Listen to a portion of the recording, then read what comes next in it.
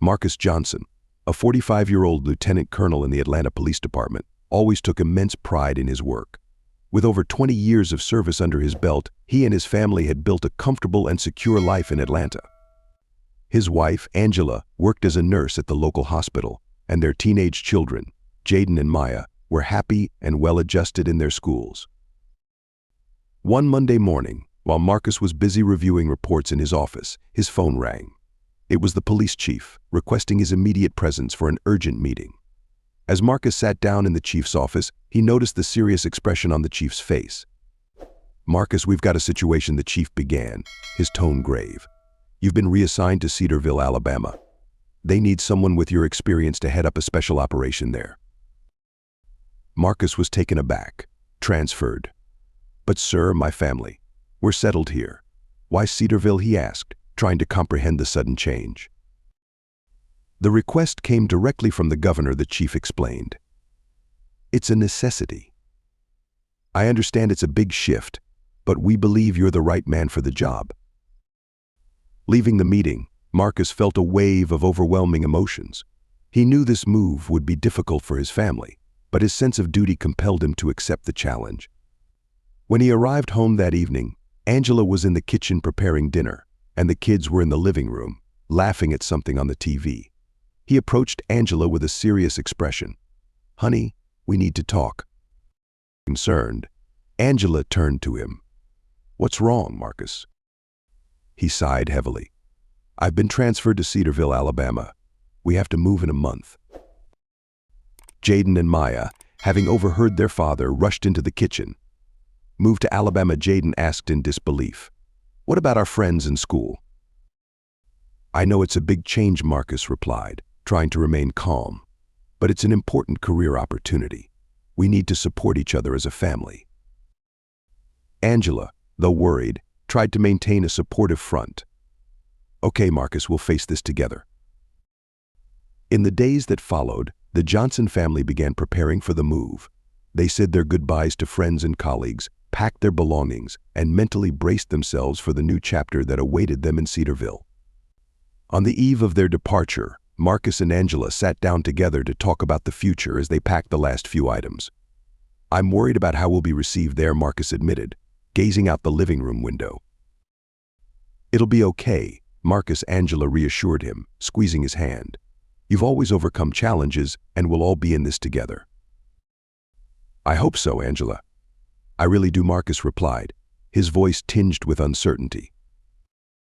With a mixture of anticipation and apprehension, the Johnson family set off for Cedarville, ready to face the unknown and determined to remain united despite the challenges that lay ahead.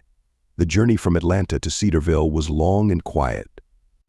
Marcus drove the family car while Angela and the kids watched as the landscape slowly transformed. The towering buildings of Atlanta gradually gave way to open fields and quieter roads, a stark reminder of the life they were leaving behind. The anxiety was palpable. When they finally arrived in Cedarville, the small town appeared almost asleep, a stark contrast to the vibrant city of Atlanta. The houses were smaller, the streets narrower, and the pace of life clearly slower. "Well, welcome to Cedarville," Marcus said, trying to sound upbeat, though he could sense his family shared the same nervousness he felt. "It's different," Maya commented, peering out the car window. "It's definitely not Atlanta," Jaden added, crossing his arms. Angela tried to remain optimistic. "Let's give it a chance. Who knows? It might be a good change." They drove to the house arranged for them by the precinct. It was a simple yet spacious home, enough to accommodate the family. As they unloaded their bags, neighbors watched from their porches, some with curious expressions, others with less welcoming gazes. The next morning, Marcus headed to the Cedarville police station to introduce himself. The building was old, with red brick walls and a faded sign. As he entered, he was greeted by a receptionist who seemed surprised to see him. "Good morning, I'm Lieutenant Colonel Marcus Johnson. I'm here to take command of the special operation." The receptionist, a middle-aged woman with gray hair, looked at him for a moment before responding. "Ah, yes, of course. I'll get the chief." While waiting, Marcus observed his surroundings. Several white officers eyed him with suspicion, a tension that was impossible to ignore. The precinct chief, Captain Harris, eventually appeared a burly man in his 50s with a stern expression. "Johnson, right? Let's talk in my office." Once inside the office, Harris closed the door and sat down, gesturing for Marcus to take a seat. "Listen, Johnson, I know you were sent here by the higher-ups, but we've got our own way of doing things around here." Marcus remained composed. "Understood, Captain. I'm here to help and collaborate in any way I can." Harris smiled, though the smile didn't reach his eyes. "Great. I hope we can come to an understanding." Meanwhile, back at home, Angela and the kids were unpacking the last few boxes. Angela paused for a moment, looking out the window at the neighbors. "I hope we can adapt here," she said, more to herself than to the kids. "We will," Mom Jaden replied, trying to be positive. "It'll be tough, but we're strong." Maya, who was organizing her books on the shelf, looked at her mom. "Yeah, together we can do this." That night, the family gathered for dinner. Despite being in a new environment, the familiar ritual brought some comfort. Marcus recounted his first day at the precinct and his impressions. "It won't be easy," Marcus admitted. "But we've faced tough things before. We'll get through this together." Angela held Marcus's hand for a moment. "We're all in this together, one day at a time." And so, the Johnson family began to adjust to life in Cedarville, aware of the challenges they would face but determined to remain united and strong. In the early days, they tried to settle into a new routine, though Marcus continued to encounter cold receptions and suspicious glances at the precinct. Angela had just started her new job at the local hospital, where she immediately sensed a certain distance from her colleagues. Despite this, her kind and professional demeanor began to gradually break down those barriers. Meanwhile, Jaden and Maya were adjusting to their new school, where they encountered a mix of curiosity and prejudice. Back at the precinct, Marcus quickly realized that earning the trust of his new team would be a long and challenging process. One morning, Marcus arrived at the precinct for the daily meeting. As he entered the room, the conversations abruptly ceased, leaving an awkward silence. "Good morning, everyone," Marcus greeted, doing his best to sound confident. Some of the officers responded with murmurs, while others barely acknowledged him with brief glances. Among them, Sergeant Peters, a seasoned veteran, seemed particularly resistant to Marcus's presence. "Let's start with the updates on the ongoing cases," Marcus said, looking down at the papers in front of him. "Peters, can you give us the status on the Main Street robbery investigation?" Peters shot Marcus a cold look before responding. "We're following the usual leads. Nothing new so far." Marcus remained composed. "All right, we'll need to put in more effort on this. Can we talk after the meeting?" Peters nodded, but his agreement was half-hearted. "Sure," he replied. Meanwhile, at the hospital, Angela was also dealing with her own set of challenges. During a break, she attempted to mingle with some of the other nurses, but the reception was lukewarm. "Hi, I'm Angela Johnson. My family and I just moved here," she introduced herself, trying to make a connection. One of the nurses, Sarah, gave a brief smile. "Ah, you're the new wife of the transferred policeman. I hope you adapt well," she said, her response lacking warmth. "Thank you," Angela replied, trying to hide her disappointment. "I'm excited to work here and get to know everyone."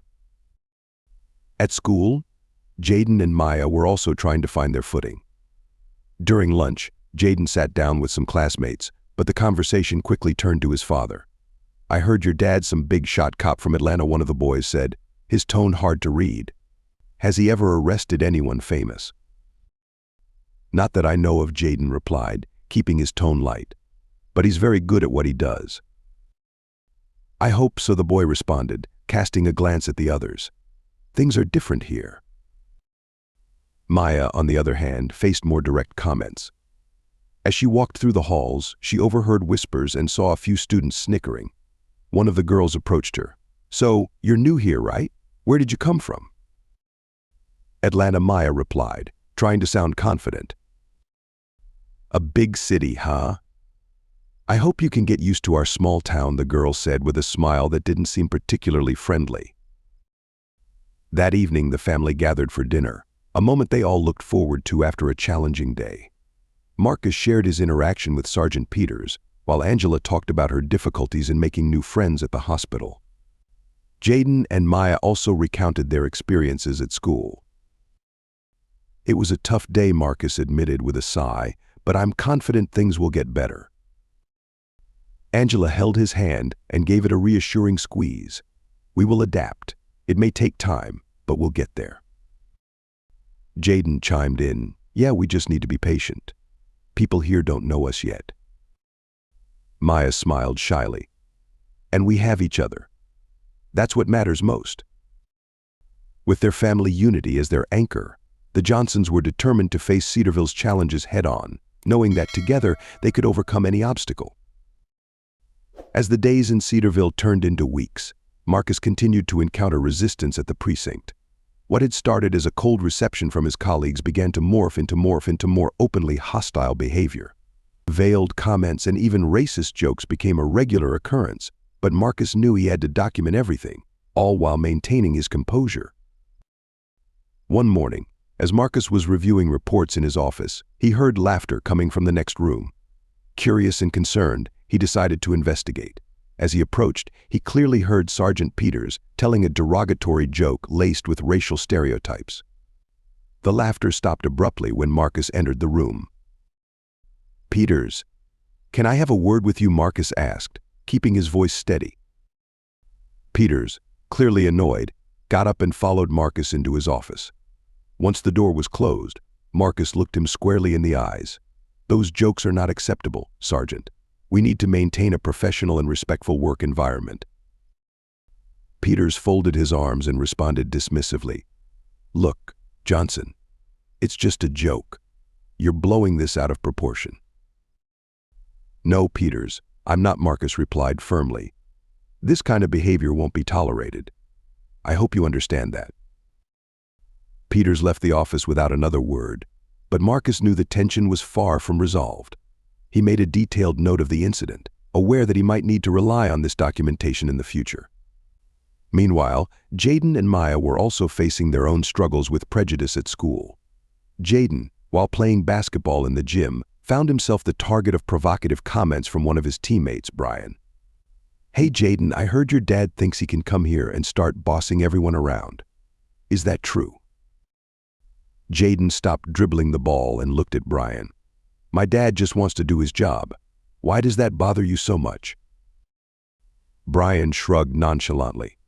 "I just think it's funny. Things are different here. He'll have to get used to it." Jaden sighed and returned to the game, trying to ignore the comments. He knew he needed to focus on playing well and proving himself worthy of respect. Maya, on the other hand, was in the library trying to study for a math test when she noticed a group of girls watching her and whispering. One of them, Heather, approached her. "Do you feel out of place here, Maya? It must be weird coming from such a big city." Maya tried to smile. "It's a little different, yes, but I'm getting used to it." Heather glanced at Maya's books and said, "I hope you can keep up. Things here can be challenging." Maya thanked her, but Heather's words lingered in her mind. She knew she was being tested and would need to prove herself capable. At home over dinner, the Johnson family shared their experiences from the day. Marcus spoke about the incident with Peters and the sergeant's indifferent response. "This is unacceptable," Marcus, Angela said, her voice filled with worry. "You can't continue to be treated like this." "I know," Angela, Marcus replied, his tone weary but determined. "I'm documenting everything, but I have to be careful. I can't afford to lose my temper."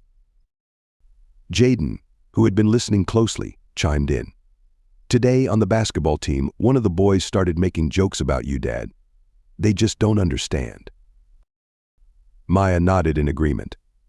"And at school, the girls act like I don't belong here." Marcus sighed deeply, feeling the weight of his family's struggles. "We're all dealing with this, but we have to stay strong.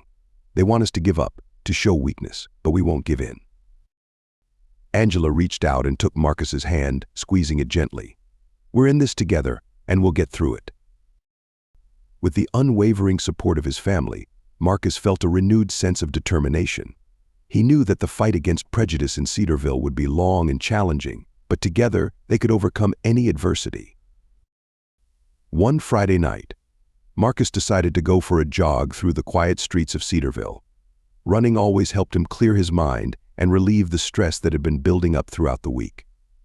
He put on his running clothes, slipped on his headphones, and left the house. As Marcus ran, he reflected on the challenges his family had been facing, the resistance at the police station, the prejudice Jaden and Maya were encountering at school, and the suspicious looks from some of their neighbors. But he also thought about the strength of his family and the bond that kept them together. The night was cool, and the streets were empty, offering a rare moment of solitude.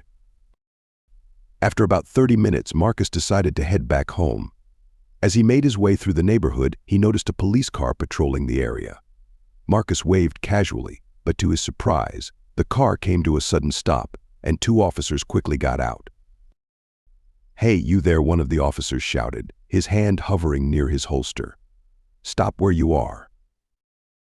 Marcus stopped in his tracks and removed his headphones. "Good evening, officers. Is there a problem?"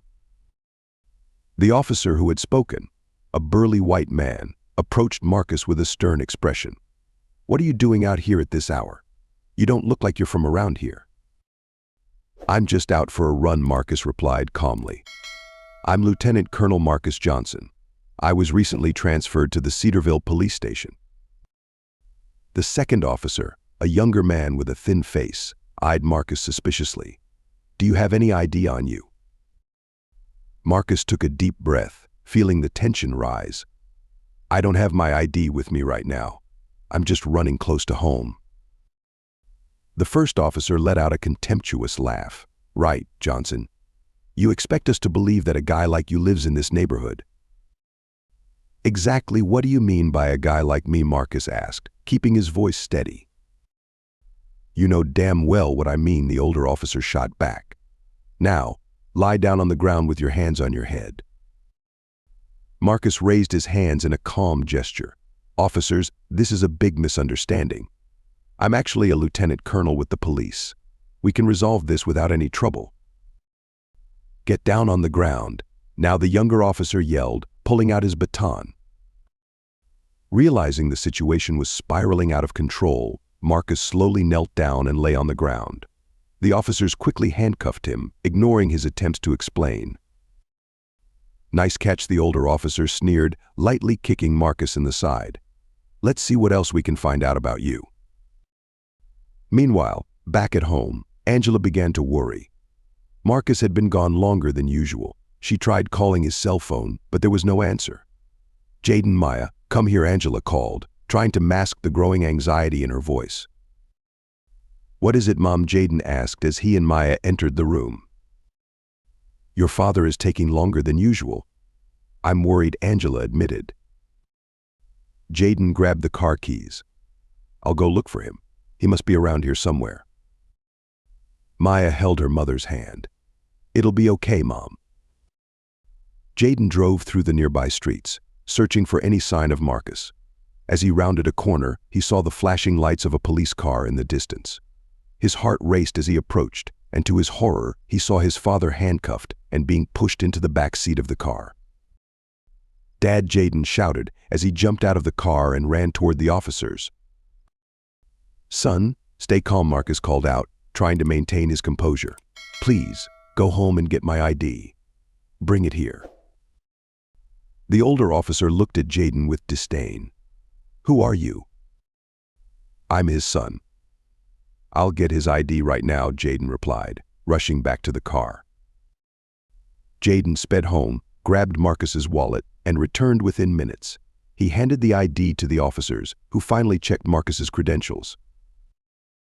"Lieutenant Colonel Johnson," the younger officer muttered, realizing their mistake. The older officer's face twisted with anger, but he knew they had made a serious error. "Take off the handcuffs," he ordered reluctantly. "Sorry for the misunderstanding," the younger officer said, clearly uncomfortable. Marcus stood up, rubbing his wrists. "This misunderstanding won't be forgotten. You'll answer for this." When Marcus finally returned home, Angela embraced him tightly, relief flooding her voice. "Are you okay?" "I am," Marcus replied, his voice firm. "But this can't continue. They need to be held accountable." The incident not only shook the Johnson family but also ignited a fire within Marcus. He knew that the fight against prejudice in Cedarville was just beginning. The next morning, Marcus woke up with a mix of frustration and resolve. The events of the previous night weighed heavily on him, and he knew he couldn't let them slide. He had to act not just for himself, but to prevent others from experiencing the same injustice. The house was unusually quiet as each family member absorbed the gravity of what had happened. Marcus knew it was time to discuss the next steps. "Let's have coffee together," he suggested, trying to keep his voice calm. As they sat down at the table, Angela looked at him with concern. "What are you going to do, Marcus?" "I'm going to report the incident to the chief of police. They need to know what happened," Marcus replied, "and I'm also filing a formal complaint." Jaden, still visibly shaken by what he had witnessed, looked at his father with admiration. "Do you think this will change anything, Dad?" "Maybe not right away," son, Marcus said, his voice steady. "But it's a start, and it's the right thing to do." After breakfast, Marcus headed to the police station, feeling the stares of his colleagues as he walked through the precinct. He went straight to Captain Harris's office and knocked on the door. "Come in," Harris called out, not looking up from the papers on his desk. "Captain, I need to talk to you about something serious that happened last night," Marcus said, closing the door behind him. Harris finally looked up, his expression curious. "What happened, Johnson?" Marcus recounted the events in detail, from the officer's approach to the humiliation he had endured. Harris listened in silence, his face unreadable. As Captain Harris listened to Marcus's account, his expression grew increasingly serious. "This is unacceptable," Harris finally said, his tone firm. "Do you have any witnesses?" "My son Jaden saw everything," Marcus replied, resolute. "And I want to file a formal complaint against the officers involved." Harris sighed, running a hand through his hair as he contemplated the situation. "I'll handle it. We'll conduct an investigation and take appropriate action." Meanwhile, at school, Jaden and Maya were dealing with their own challenges stemming from the incident. During a break, Brian, the boy who had previously teased Jaden, approached him with a smug grin. "I heard your father got detained last night," Brian said with a sarcastic tone. "It was a mistake," Jaden replied, keeping his composure. "They didn't know who he was." "Yeah, I heard," Brian continued, his smile fading into a more serious look. "But you know, Jaden, sometimes, no matter who you are, people will still judge you by the color of your skin." Jaden stared at Brian, fighting to keep his anger in check. "My father is going to do what's right, and that will change things." Brian shrugged dismissively. "We'll see." Back at the police station, the investigation had begun. Marcus continued to do his job, but the atmosphere was more strained than ever. Some colleagues started avoiding eye contact, while others looked at him with open disdain. Marcus could feel that he was being watched closely. One afternoon, while Marcus was reviewing reports, the door to his office swung open abruptly. It was Sergeant Peters. "Can we talk?" Peters asked, his expression difficult to read. Marcus nodded, gesturing for Peters to sit down. "What's on your mind, Peters?" "I heard about what happened," Peters began, avoiding Marcus's gaze. "I'm not going to lie, I don't like how things are changing around here. But no one deserves to go through what you did." "That's good to hear," Peters, Marcus replied, his expression neutral. "But words alone aren't enough. We need action. This can't continue." Peters stood up, hesitating for a moment. "I know. I hope things will change." That night, at home, Marcus and Angela discussed the next steps. "Do you think they're really going to do something about it?" Angela asked, her worry evident. "I hope so," Marcus replied, determination in his voice. "But if they don't, we'll take it further. We'll go to the media if necessary. I'm not letting this go unpunished." Angela held Marcus's hand, her resolve matching his. "We're all with you. We'll get through this together." With a firm decision to fight for justice, Marcus knew that the battle was just beginning. He was prepared to face whatever challenges lay ahead, knowing that his family and justice were on his side. The next morning, Marcus arrived at the police station with renewed determination. He knew the road ahead would be arduous, but he was ready to fight for what was right. As he walked through the station, he noticed a subtle shift in the atmosphere. Whispers followed him through the corridors, and curious glances met him at every turn. Captain Harris had ordered an internal investigation, and the presence of outside investigators only added to the tension. Marcus met with the lead investigator, Detective Wallace, a middle-aged man with sharp, observant eyes. "Good morning," Lieutenant Colonel Johnson Wallace greeted him, shaking his hand firmly. "I'm here to conduct the investigation into what happened Friday night." "Good morning, Detective Wallace," Marcus replied. "Thank you for being here. I'm willing to cooperate in any way possible." Meanwhile, at school, Jaden and Maya were also dealing with the fallout from the incident. During history class, their teacher, Mrs. Carter, brought up the topic of civil rights and the fight against racism. Jaden could feel the eyes of his classmates on him, knowing that they were thinking about his family. "We can learn a lot from history," Mrs. Carter said, her voice thoughtful, "but we also need to reflect on what's happening in our own lives and communities." After class, Brian approached Jaden again. "Looks like your family's in the middle of a storm," he said, a hint of challenge in his voice. "Yes," Jaden replied, keeping his tone steady. "And we're fighting for justice. This won't stop us." Back at the station, Marcus sat down with Wallace and two other investigators to recount the events of the night he was detained. "I was just running near my house," Marcus explained. "When the police approached me, I tried to explain who I was, but they wouldn't listen." Wallace took detailed notes, nodding as Marcus spoke. "I understand.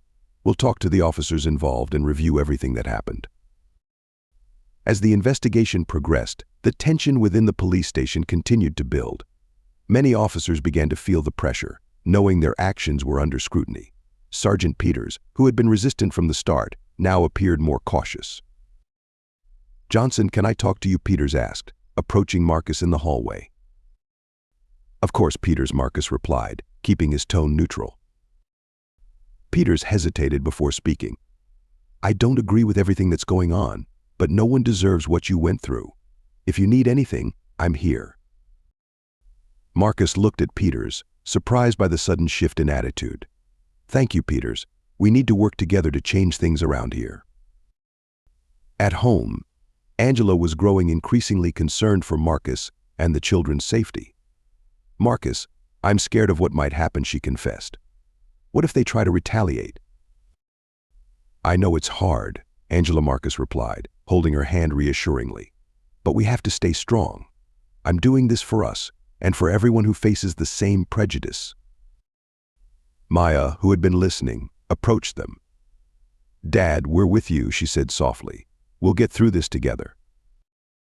The following week, the investigation was completed and the evidence was reviewed. Captain Harris called a meeting with Marcus and the officers involved. "Johnson, we want to inform you that after a thorough investigation, the officers responsible for the incident have been found guilty of misconduct and will be suspended immediately," Harris said, looking Marcus directly in the eye. "This is a step in the right direction," Marcus replied, feeling a sense of relief. "Thank you for your support, Captain." As he left the meeting, Marcus felt a weight lift from his shoulders. He knew the battle was far from over, but this was a significant beginning. He walked out of the police station, looked up at the sky, and felt a renewed sense of hope. Back home, Marcus shared the news with his family. Angela smiled, visibly relieved, and Jaden and Maya hugged him tightly. It had been a few weeks since the officers involved were suspended, and now Marcus was focused on preparing for the next step, the trial. The case had gained notoriety in the city, dividing the community between those who supported Marcus and those who resisted the change. On the morning of the trial, Marcus arrived at the courthouse with his lawyer, Mr. Thompson, and his family.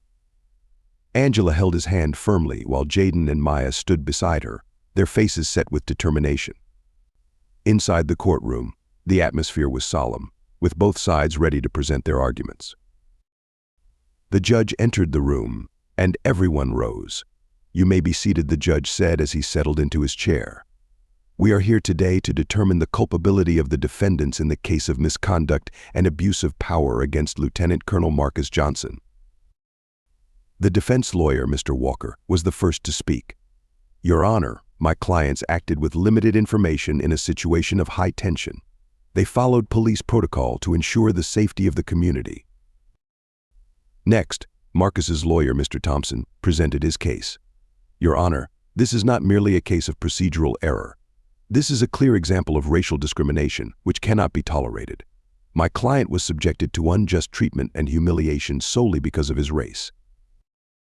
Throughout the trial, witnesses were called to testify, including Jaden, who described the emotional impact the incident had on his family. Maya also took the stand, speaking about how the event had shaped her views on justice and equality. After days of arguments and deliberations, the judge finally delivered the verdict. Based on the evidence presented and the testimony of the witnesses, this court finds the defendants guilty of misconduct and abuse of power. They will be suspended from their duties immediately and face additional disciplinary actions. A murmur of approval rippled through the courtroom. Angela squeezed Marcus's hand in relief, while Jaden and Maya exchanged hugs, their faces alight with joy. We did it, Dad, Jaden said, smiling up at his father. We got justice. Marcus looked at his family with gratitude. Yes, we did. But this victory isn't just ours. It's for everyone who fights against injustice. After the trial, Marcus and his family were surrounded by friends, supporters, and reporters. The local media was eager to hear Marcus's thoughts on the verdict and the case's impact on the community. This verdict shows that justice has prevailed, Marcus told the reporters. But our fight doesn't end here. We will continue to work toward creating a community where everyone is treated with equality and respect.